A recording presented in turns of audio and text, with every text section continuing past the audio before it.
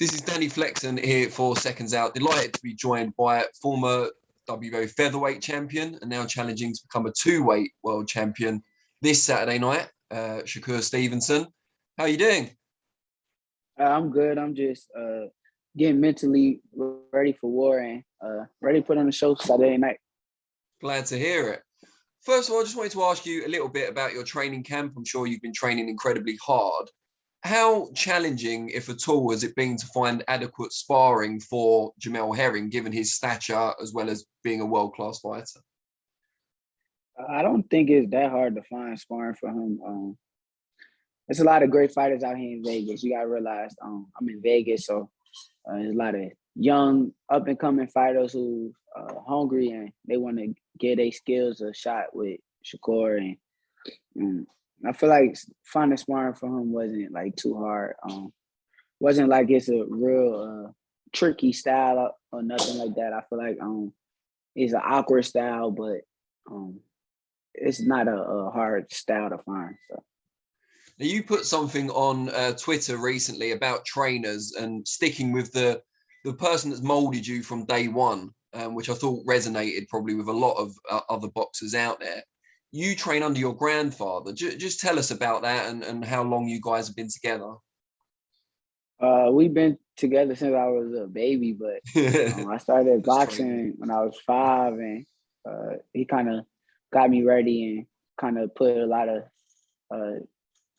me in a lot of situations that got me prepared for today. And now we here and we ready to do the damn thing.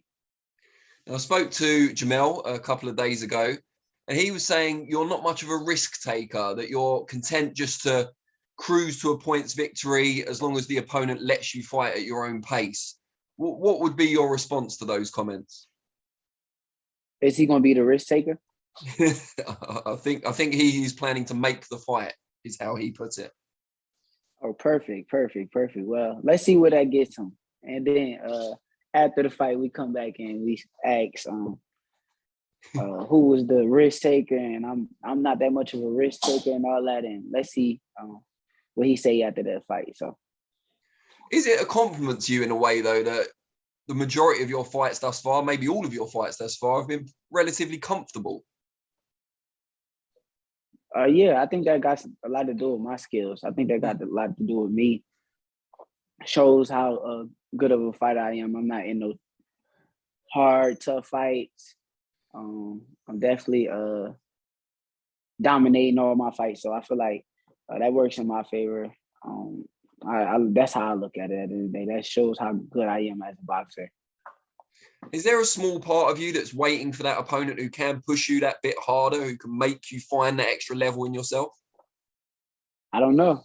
I don't know. I think we're gonna get there one day for sure. But maybe Saturday. Jamel Herring might be the guy that brings something else out of me, and we have to wait and see until Saturday. So, what do you make of Jamel? What do you assess as his major strengths and weaknesses?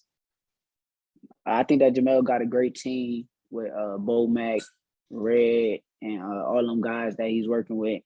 I think they're going to get him fully prepared, basically Team Crawford team, and they're going to get him in the best shape of his life. I feel like he's used to being the underdog. I think that works in his favor too, that he used to being the underdog, and in his brain, this is not unfamiliar territory. So he's used to this, he's familiar with this, and now he's thinking in his brain that this fight right here, he's gonna be the underdog and he's gonna go in there and do what he's been doing. But it's a whole different ball game with me. Like, he got to understand that, and I can't wait to show him that. And he mentioned also that Terence Crawford isn't involved in his preparations personally this time around, out of respect for you. Are you guys pretty tight, you and Bud? Yeah, that's my brother. And he ain't been sparring with him, ain't been training too much with him, and I respect that. So I feel like. Now, I saw something you put again on Twitter not too long ago. You said that you felt all the fans out there are hoping for you to lose this fight on Saturday. Why do you feel that way? I'm sure you've got fans. Yeah, I got fans for sure, but I just be reading like comments and seeing stuff, and I don't know. I think a lot of people want me to lose. I feel like that, but they're not gonna get what they want at the end of the day. I worked hard this camp. I'm in great shape. I'm confident. I'm sharp. I'm not gonna give everybody what they want at the end of the day. So they could keep on wishing and praying, but it ain't gonna happen. Why do you think that is, though? Do you think it's that they like the underdog story that Jamel's got? So it's more that they want him to win rather than you to lose? Or do you think they actively want you to suffer defeat? I think that because because Jamel got a story and he's gonna play the super nice guy and the good guy, and I probably talk a little bit more than him. They want him to win because I guess he's showing he's humble and he's a Marine and But at the end of the day, they ain't got nothing to do with the fight. That has nothing to do with the fight. Once he go in the ring, he got to follow a game plan that Bomac and them is giving him, and I got to go in the ring and I gotta just go do what I do, and we just gonna see. How much, if at all, do you care about fan perception of you and your personality, your style in the ring? How much does that mean to you? I really don't care about it because at the end of the day, you gotta realize one day they love you, one day they don't, or same thing. Like I feel like some days, on some nights, when I have my last fight, they gonna call me boring, they gonna call me this. But then when I go fight Joette or Chris Diaz and I look spectacular and I look sharp, they gonna say I'm the next future of the sport. So I really don't care. Only thing I care about is impressing my people at home, impressing my fans. I mean, my friends, my family, and that's really is what important to me. And doing stuff for them. So that's what I care about the most. So I really don't care what anybody else think about me. How much of an achievement would it be to win world titles at two different weights at just 24 years old? That's just something that's part of the journey. That's part of the journey. I think it's a long road. I won a lot of things with my career, but I think that's like a stepping stone. That's something that I gotta accomplish first, and I can't wait to do it. It'll mean a lot to me. How far physically can you go? So how far up the divisions will your body let you go? I think I'm naturally big, so I think I could touch 47. I think I'm gonna be a fighter that gets to 47. A lot of people think that I'm small but I'm naturally like big. Like I can reach 47. I'm not gonna be one of them fighters that say, "Oh, I'm just gonna stop at 140." But I'm skillfully good. And I'm gonna get bigger as the time go, and I think that I'll reach 147 to 54 one day. Wow. Now, taking yourself out of the equation for a minute, who are your pound for pound top three? Pound for pound top three: Canelo, Tyson Fury, Terence Crawford.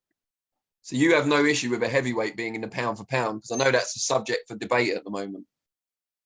Nah, I don't got no issue with it. I think that a heavyweight could be in there because of who they fight and what they doing in boxing. I think pound for pound got a lot more to do with what these fighters doing in the ring and not always exactly the meaning of pound for pound. So I think that Tyson Fury definitely should be on the pound for pound list. I don't even think it's fair if he's not on the pound for pound list. Like I don't find that fair. I agree. Should you make it past Jamel at the weekend, do you plan to stay at 130 for a little bit longer, perhaps an Oscar Valdez fight? Yeah, for sure. I think that 130 my weight class, and I'm not going nowhere. This is my fourth fight at 130. I gotta take over the division before I even plan on moving up to 35.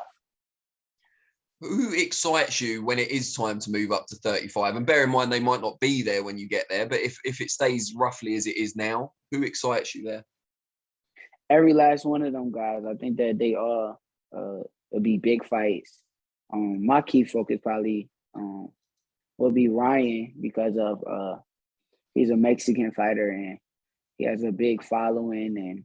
And with me being a black fighter, I think the Mexicans versus the blacks make the biggest fights, and I think that Ryan and me will be like a big fight one day. So respect to Ryan Garcia, but I think that will be the fight that will have me most excited about at 135 if I was there. So with what you just said, do you have kind of a favorite Mexican versus black fighter from history, a fight that you've enjoyed? I enjoy Pernell Whitaker versus Chavez. I bet you didn't enjoy the result. Nah, I hated the result. I thought that it was a robbery, but just like actually watching the fight and being a fan of boxing and seeing the way that Pernell Whitaker outboxed Chavez and he even outfought him at times was something that I love to see. So, what about Mayweather De La Hoya? Because I think that's one that you might get compared to, you and Ryan. Yeah, I think that Mayweather De La Hoya was a great fight too. I feel like that was a tough fight for Mayweather. Even though De La Hoya was kind of older, he still was sharp and good at that time. And just being that he was fighting Mayweather, he had to train super harder than he would train for the normal fighter, and I think that it made for a great fight. Good stuff. Now, before I let you go, just tell people out there, and we've got the fight live in the UK on Sky Sports as well as over in the US. What can they expect to see on Saturday night? They could expect to see a young superstar be born. I feel like this is one of my coming out parties, and I think that I'm going to put on the show. Thank you very much. Really appreciate your time. And yeah, can't wait to see the fight. Thank you. Appreciate you.